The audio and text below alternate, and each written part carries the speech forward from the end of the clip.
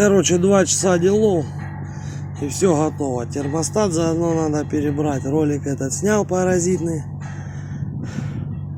Гидромуртий пипец. Заказал, завтра будет после обеда. Ну и заодно сразу интеркулер уже в багажник закинул. А что тоже где-то сифонит. Надо будет отвезти сейчас. Пусть заварят. Ну, короче, как-то так. Все к деньгам, блядь.